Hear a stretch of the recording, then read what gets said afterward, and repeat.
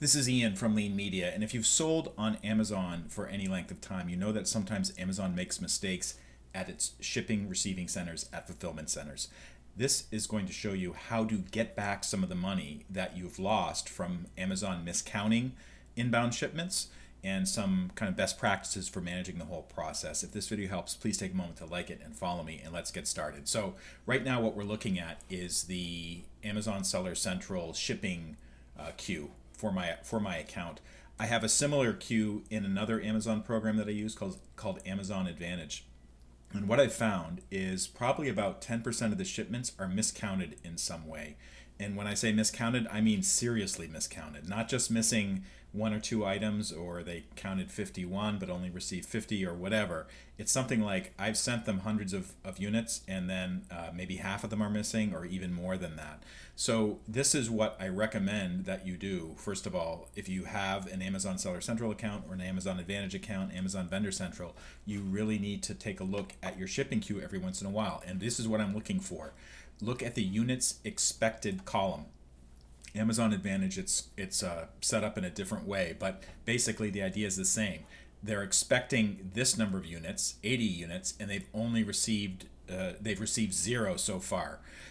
So this is not a red flag for me yet, because I just created the shipment, and of course they haven't even been received yet, or maybe a day or two after arriving at the shipping center there's some delay for them to process it. This is particularly true for shipments that are sent via certain types of shippers. For instance, I've discovered that the US Postal Service, if you send to their Amazon's fulfillment center in Florence, New Jersey, it stays in some sort of locker first before it gets transferred over to the actual fulfillment center for processing. So that adds like a week.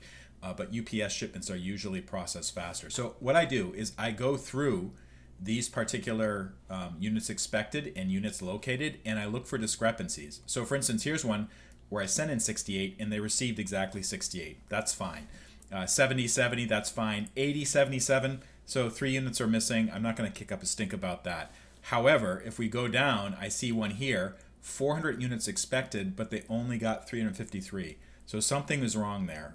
They didn't count one of the boxes, or one of the boxes got lost. So what I'm going to do is I'm going to open a support case saying, hey, there's something missing. There's missing units here.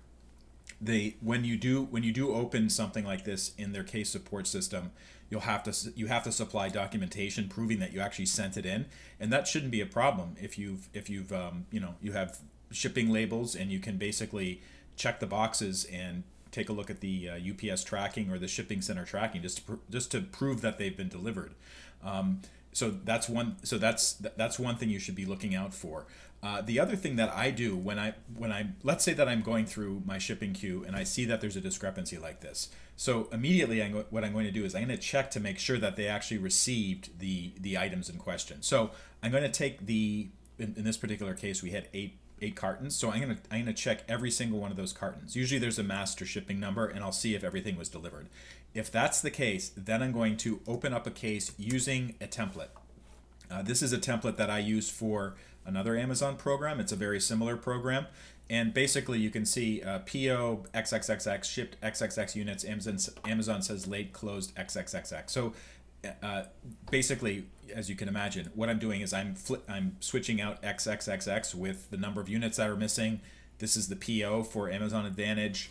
I always have the carrier tracking number, and then proof of delivery. So this is a UPS URL, and then I take screenshots of everything. And if it's not really clear, because sometimes if you look at the Amazon interface and there's lots of numbers and text, you want to call out the problem area on the screenshot. So I might annotate the screenshot. Yes, it does take time to prepare this, but in many cases, this is leading to hundreds of dollars in savings. And twice in the past 2 weeks, I've submitted something to Amazon saying, "Hey, we shipped in these units, but you didn't process them, and there's a mistake. There's a mistake here." In one case, I was able to identify what the mistake was, but in each case, Amazon, they looked at it and they came back with a reply that is actually okay. In light of this, I have requested that our accounting department issue a payment to you for the amount of $176.40. This is the amount you would have been paid had this copy been sold normally through Amazon Advantage.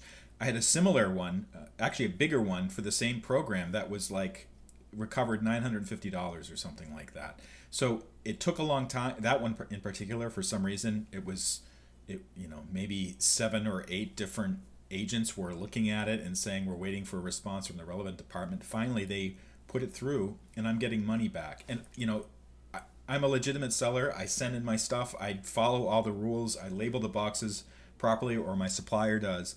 So these problems really aren't on me. It's something that happened at the fulfillment center. And in a way, it's kind of understandable. Amazon fulfillment centers, I don't know if you've ever been in one. I have. They're gigantic. They're like half a mile long. They have 400,000 SKUs in there, maybe even more, 500,000 SKUs. They have thousands of people. They have all this stuff coming and going at all the time. So it's understandable that sometimes mistakes take place. However, if you're not staying on top of the shipping queue, you're not checking these things, you may be losing money. So it's really important to check these things. And if there's a problem and you verified that the shipment arrived at the location, then you should definitely bring it up with Amazon so you can recover your money. If this video helped you out, please take a moment to like it and follow me. And if you go to leanmedia.org, that's my official blog. Go to this page and then click on blog or video, and you can see many more posts and videos giving my advice about selling on Amazon. Thank you so much for watching.